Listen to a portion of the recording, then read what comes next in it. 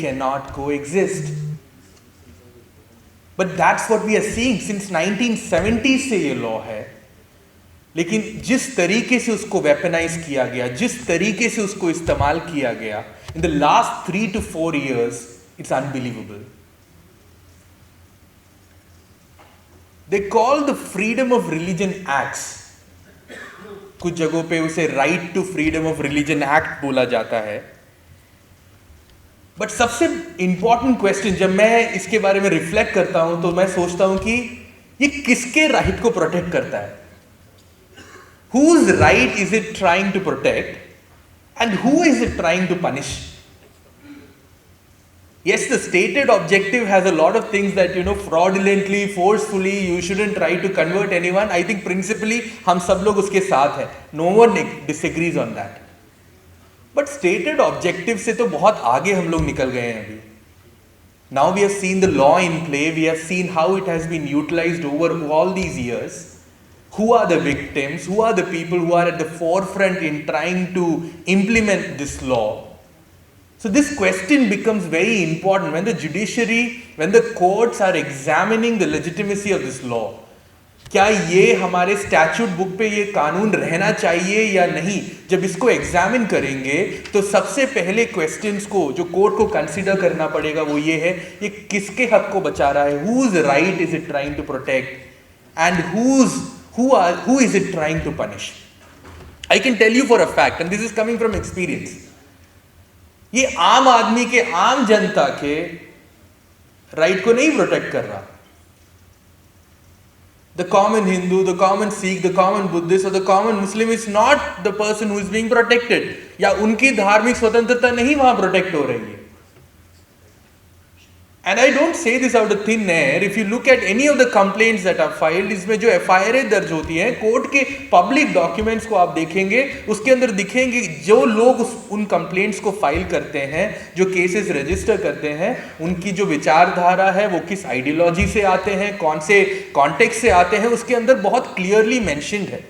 And they are not ordinary folks. They are people who are polarized, they are people who have a certain bent of mind and who are thinking only on certain lines. It's not the ordinary person whose right to freedom of religion is being protected through these laws. अगर आप इसके आंकड़े देखें, एक्विटल्स के आंकड़े देखें, none of these cases, I am speaking more from my experience of dealing with the laws in which Christians are being prosecuted, ईसाई जो प्रोसिक्यूट हो रहे हैं, आप उसके आंकड़े देखिए, इसी साल में कम से कम 15 एक्विटल हुए हैं. Why is it that the state is unable to prosecute these cases and land at a conviction? Many of them we dealt with ourselves, by ourselves personally. And हम देख रहे हैं कि ये होल्ड ही नहीं होते हैं कोर्ट में. अगर एक आध केस में कन्विक्शन हो जाता है, अपील के स्टेज पे they get overturned. So we are very sure that these cases won't stand in court क्योंकि इसके अंदर कुछ है ही नहीं, कोई दम ही नहीं है इन मामलों में. अगर आप स्क्रूटनाइज करेंगे, एविडेंस जब वहां पे एग्जामिन होगा, क्रॉस होगा, उस टाइम पे आप जिनको खड़ा करते हैं, जिनके बेसिस पे आप ट्रम्प अप करके इन मैटर्स को फाइल करते हैं, they don't take the matter anywhere and they result in these acquittals. So we know for a fact that it is not, again like I reiterate, it's not the right of common people that it is trying to protect. मैं Colin sir is my senior and I am still at the stage where I am optimistic about our courts. I am optimistic about our polity. I don't want to cede that space. I know the systems are failing, but I don't want to cede that space. I think here we are as a collective group, as people who can think, not just to cry or not just to mourn about the situation that is not too good. I think किसी को उसके लिए context देने की ज़रूरत नहीं है. Everybody knows about it. But we are here to think what can we do about it. And I think as a lawyer, the courtroom,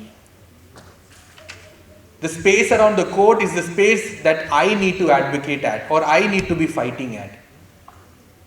And we have fought these trials. In one of those trials, and मैं आपके लिए थोड़े से आपके encouragement के लिए एक matter को मैं आपके साथ शेयर करना चाहूँगा. बरेली में एक ट्रायल हुआ और ये काफ़ी वाइड स्प्रेड कवरेज इसका हुआ, न्यूज़पेपर्स में आया. बरेली में एक Christian husband, man and wife, they had gone to the house of a person to pray.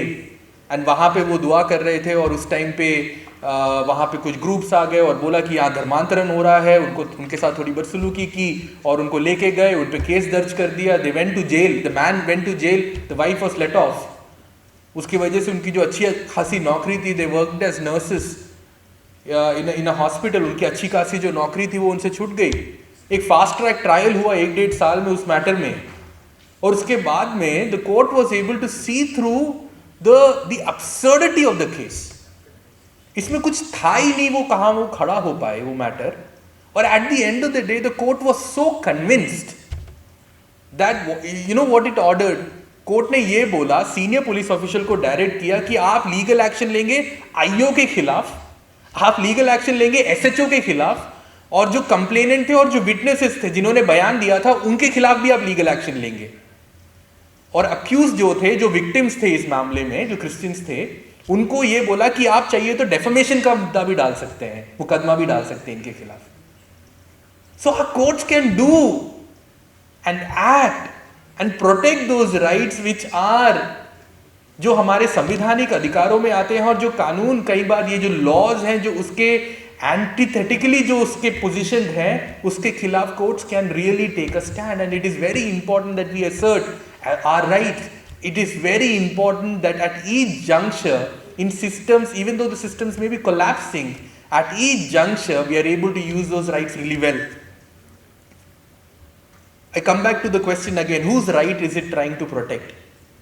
हमने ये देखा है जब भी ये कानून आते हैं उस टाइम पे उसके आसपास बहुत स्ट्रांग एडवोकेसी होती है। वो असेंबली में हो सकती है जहाँ पे ये इंट्रोड्यूस किया जाता है, नहीं तो ये पॉलिटिकल प्लेटफॉर्म्स पे होता है कि हम धर्मांतरण का कानून लाएंगे, ऐसे ऐसे चीजें करेंगे। आई वाज शॉक्ड, दिल्ली में उत्तराखंड गवर्नमेंट के प्रमोशनल एक्टिविटीज के पार्ट में, I don't know, Saket mall के सामने तो मैंने देखा था, और कहाँ था ये पता नहीं, वहां पे ऐसा एक बहुत बड़ा बैनर था और वहां पे ये लिखा था, what are the achievements of the government that we brought the anti conversion law in Uttarakhand. हम धर्मांतरण का कानून लेकर आए हैं। Our understanding of what is good or what is beneficial for the people, or what does good governance mean, or how should a government should be measured and understood, वो भी change हो रहा है। And it was there for everyone to see, and because I used to work on those laws, and मैं देख रहा हूँ कि किस तरीके से वो मिस अप्लाई हो रहा है या मिस यूज हो रहा है। I would, every time I read it, I did not see an achievement, I saw a government failing its people, I saw the courts failing its people. Whose right is it trying to protect and who is it trying to punish? पिछले एक साल में हम लोग कितने जिन मुकदमों में हम लोग इन्वॉल्व थे, क्लोज टू 600 ईसाई जेल में गए हैं इस कानून के अंदर। मैं सिर्फ ईसाइयों का आंकड़ा आपको बता सकता हूं क्योंकि मैं उन मैटरों में डील करता हूं। क्लोज टू 600, उसमें से 450 जुडिशियल कस्टडी में गए हैं। 150 के आसपास जो हैं वो डिटेन्ड होते हैं, थोड़ी टाइम के बाद उनको छोड़ दिया जाता है, बट इसी कानून के नाम से उनको लाया जाता है वहां पे। दीज आर इंडिविजुअल्स, इसमें महिलाएं हैं, इसमें बच्चे भी हैं। कई ऐसे लोग थे जिनके पास उनको अपने बच्चों को सौंप के जाने के लिए कोई जगह नहीं थी, कोई घर नहीं था, तो वो बच्चों को लेके जेल गए। बच्चे भी रह के आए 1.5 महीना, क्योंकि वो ईसाई हैं और वो एलिजिबली फोर्सफुल धर्मांतरण में इन्वॉल्व है। Who is it trying to punish? For whose benefit? For whose freedom of religion are these laws there? इस कानून का ना एक बहुत चिलिंग इफेक्ट है। जहां जहां ये 12 स्टेट्स में, किसी ने मेंशन किया 12 स्टेट्स में ये कानून है। कुछ जगहों पे एक्टिवली जो भी पार्टी वहां पे जो कैंपेनिंग करती है उनके मैनिफेस्टोज का पार्ट है कि हम लोग इस कानून को अपने राज्यों में लाना चाहते हैं, तो वो वहाँ पे कहते हैं कि इस कानून को हम लोग लाएंगे। ये कानून हो ना हो, अगर उसके अंदर आप मुकदमा में आप लाए जाते हैं, नहीं लाए जाते हैं, तब भी इसका एक चिलिंग इफेक्ट पड़ता है। यस सर, इसका एक चिलिंग इफेक्ट पड़ता है। I know for a fact that many churches, places of worship in Uttar Pradesh, in many parts of the country have shut down, क्योंकि उनको डर है। उनको नहीं पता इस संडे अगर हम लोग चर्च खोलेंगे तो कौन वहां पे आएगा। लोगों को प्रार्थना करने में डर हो रहा है। For a land of faith, आस्था जहां पे बहुत ऊंचा रखा जाता है, जहां पे जहाँ पे हमारे विश्वास, हमारा धर्म, ऐसे मूल्य जो बहुत ऊंचे स्थान पे हम लोग रखते हैं, ऐसे देश में लोगों को अपने प्रभु पे, अपने परमेश्वर का नाम लेकर प्रेयर करने में, प्रार्थना करने में उनको डर लग रहा है हमारे देश में। That is the kind of environment that we are in. But then we are also in an environment where I see यही लोग strongly इन कानूनों के खिलाफ खड़े होते हुए। Maybe I'll just close with that. मैं जानता हूँ एक पास्टर हैं, वो 8 महीने इस कानून में जेल में थे। वो ऐसे ही संडे को एक चर्च चला रहे थे, लीड कर रहे थे, और उस टाइम पे एक मॉब आती है, पुलिस भी उनके साथ में थी। आने के बाद में उनको जनरल मोडस ऑपरेंडी ये होता है, सवाल करने से पहले 4 थप्पड़ मारते हैं। इनको भी ऐसा ही किया, मारा। उसके बाद में उनको बोला कि हम इसके अंदर आपको बुक कर रहे हैं, और उसके बाद उनको लेके चले गए। 8 महीने तक उनको जमानत नहीं मिली, लोअर कोर्ट ने नहीं दिया। कई बार लोअर कोर्ट टच नहीं करते हैं ऐसे मैटर को, वो पास कर देते हैं कि हायर कोर्ट डिसाइड करेगा, and it's passed on to the high court. That person was in jail for 8 months under a very absurd allegation. उसके बाद हमारा उनसे मिलना हुआ, तो हमने पूछा कि आपने कैसे मैनेज किया। आप वेरी एविडेंटली सो, कभी भी उन्होंने थाना एक देखा नहीं था, एक पुलिस वाले को, शायद वर्दी वाले को दूर से देखा होगा, उसके अलावा कभी डायरेक्टली डील नहीं किया होगा।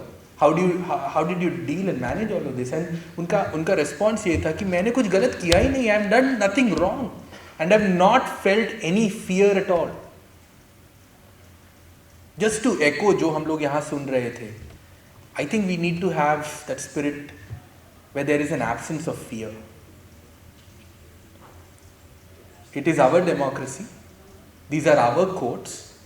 These are our systems which we should not be willing to cede. And at every point of a violation, everything within our power, we should be able to do so that we are trying to take some step towards addressing it.